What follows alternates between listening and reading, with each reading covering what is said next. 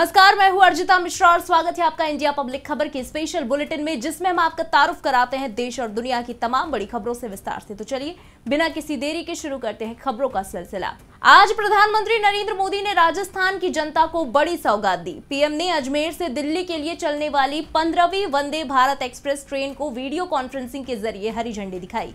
संबोधन के दौरान उन्होंने राजस्थान सीएम का जिक्र करते हुए उनकी चुटकी भी ली।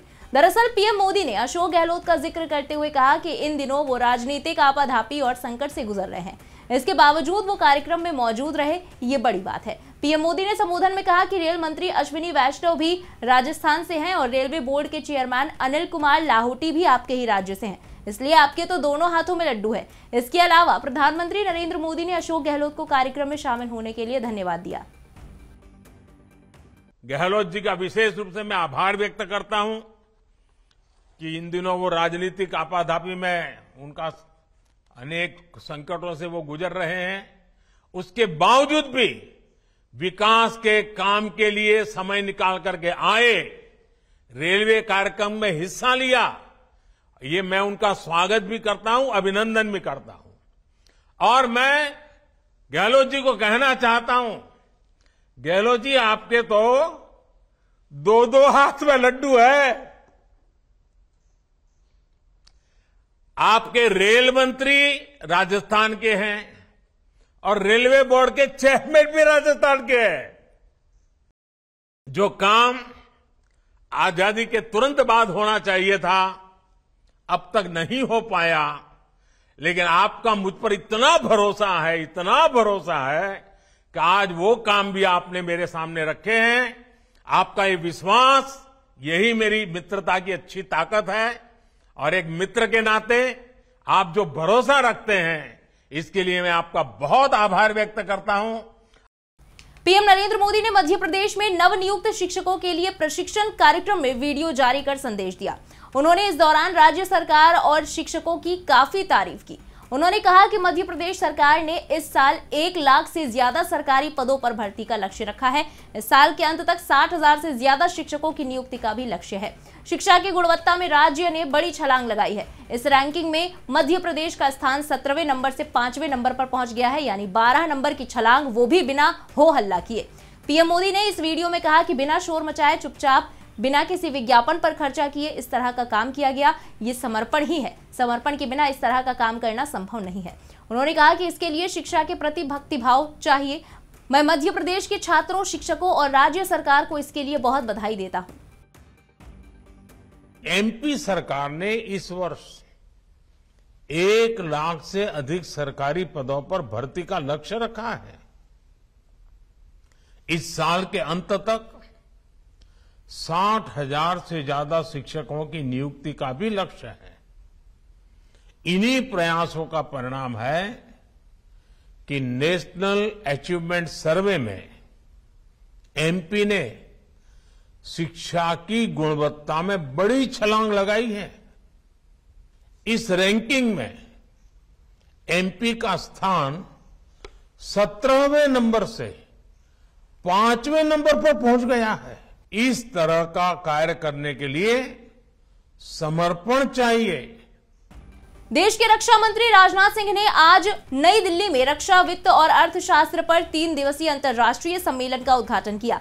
इस दौरान उन्होंने कहा कि रक्षा पूंजी और राजस्व खरीद की एक निष्पक्ष, पारदर्शी और ईमानदार प्रणाली के लिए हमारे पास व्यापक ब्लू बुक्स होनी चाहिए। इससे रक्षा उपकरणों और प्रणाली की खरीद के नियमों और प्रक्रियाओं को संहिताबद्ध किया जा सकेगा। राजनाथ सिंह ने आगे कहा कि मुझे बताया गया है कि ऐसे अध्ययन है कि रक्षा वित्त की एक मजबूत प्रणाली द्वारा रक्षा व्यय में भ्रष्टाचार और बर्बादी को बहुत कम कर दिया गया है। नई दिल्ली में आयोजित इस सम्मेलन में America, Britain, Japan, Australia, Sri Lanka, Bangladesh और केन्या के प्रतिनिधि शामिल हुए। बता दें कि इस सम्मेलन में रक्षा क्षेत्र में स्वदेशीकरण और आत्मनिर्भरता के सरकार के प्रयासों को बढ़ावा मिलेगा। The central idea is that defense establishment like Army, Navy, Air Force, defense research organizations, etc. required a specialized agency which is dedicated to defense, finance and economics. In India, this work is being done very competently by the Defense Accounts Department under the leadership of the Financial Advisor, Defense Services, Mrs. Vasika Chaubey. दूसरी तरफ बिहार के मुख्यमंत्री नीतीश कुमार ने कांग्रेस अध्यक्ष मल्लिकार्जुन खड़गे से दिल्ली स्थित उनके आवास पर मुलाकात की। इस दौरान कांग्रेस के पूर्व अध्यक्ष राहुल गांधी और बिहार के उप मुख्यमंत्री तेजस्वी यादव समेत कांग्रेस, आरजेडी और जेडीयू के कई बड़े नेता भी मौजूद रहे। बैठक के बाद मल्लिकार्जुन खड़गे ने कहा कि ये विपक्षी दलों को एकजुट करने को लेकर एक ऐतिहासिक बैठक थी। इसमें विपक्षी पार्टियों को एक मंच पर लाने को लेकर सहमति बनी है। सभी मिलजुल कर लोकसभा चुनाव से पहले समान विचारधारा वाली पार्टियों को एक साथ लाएंगे। इस मौके पर कांग्रेस के अध्यक्ष मल्लिकार्जुन खड़गे ने कहा कि हमने यहाँ ऐतिहासिक बैठक की है। आज बहुत से मुद्दों पर चर्चा हुई है। हमने तय किया कि सभी पार्टियों को एकजुट कर और एक होकर आगे के चुनाव लड़ेंगे। हम सभी उसी रास्ते पर आगे चलेंगे। यहाँ पर राहुल जी और हमारे बिहार के चीफ मिनिस्टर नीतीश जी, तेजस्वी जी और सारे पार्टी के नेतागण और दोस्तों, हम यहाँ पर एक ऐसी ऐतिहासिक मीटिंग की और बहुत सी चीज़ें हम चर्चे में लाए और एक हम सभी ने मिलकर तय किया कि सभी पार्टियों को एकजुट करना और एक होकर आगे जो चुनाव आएंगे उस चुनाव में एकजुट दिखाकर लड़ना।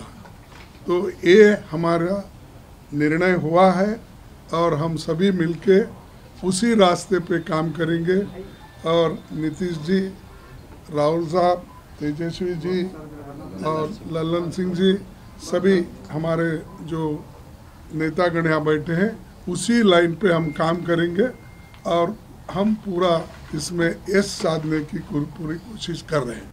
इस बीच बठिंडा मिलिट्री स्टेशन के अंदर आज सुबह करीब 4:35 पर फायरिंग की घटना हुई। इस गोलीबारी में आर्टिलरी यूनिट के 4 जवानों की मौत हो गई है। घटना के बाद इलाके को खाली करा लिया गया। एक संदिग्ध आरोपी को हिरासत में लिया गया है। पंजाब के एडिशनल डीजीपी सुरेंद्र पाल सिंह ने कहा कि बठिंडा मिलिट्री स्टेशन फायरिंग आतंकी घटना नहीं, 2-3 दिन पहले गायब हुई राइफल के मामले में FIR दर्ज हुई थी। हम सेना के अधिकारियों के संपर्क में है। वहीं इस मसले पर पंजाब के मंत्री अनमोल गगन मान ने कहा कि ये एक आंतरिक लड़ाई का मामला है, बाकी मामले की जांच चल रही है। देखिए, वो बठिंडा में एक इंटरनल फाइट का मैटर था। मेरी SSP साहब से बात हुई है तो वो उस पर जांच पड़ताल चल रही है। आपस में झगड़े में वो सारा हुआ है जी। बाकी ठीक है, झगड़े में हुआ, उसकी जांच पड़ताल चल रही है कि किन कारणों के कारण ये झगड़ा हुआ आपस में। बढ़ते अगली खबर की तरफ। भारत में एक दिन में कोरोना वायरस संक्रमण के 7,830 नए मामले सामने आने के बाद देश में अभी तक संक्रमित हुए लोगों की संख्या बढ़कर 4,47,76,002 हो गई है। ये पिछले 223 दिन में भारत में दर्ज किए गए सर्वाधिक दैनिक मामले हैं। इससे पहले देश में पिछले साल 1 सितंबर को संक्रमण के सर्वाधिक 7,946 दैनिक मामले सामने आए थे। वहीं देश में एक्टिव मरीजों की संख्या बढ़कर 40,215 पर पहुंच गई है। मुख्यमंत्री योगी आदित्यनाथ ने आज कोविड-19 मामलों की संख्या में बढ़ोतरी पर अधिकारियों के साथ बैठक की। लखनऊ में हुई बैठक में उन्होंने तैयारियों को लेकर चर्चा की। बता दें कि कोरोना के खिलाफ तैयारियों को लेकर मंगलवार को प्रदेश भर में मॉक ड्रिल किया गया था। ज्यादातर अस्पताल महामारी के हालातों के लिए तैयार नजर आए। वहीं कुछ अस्पतालों में बुनियादी सुविधाओं का भी अभाव देखने को मिला।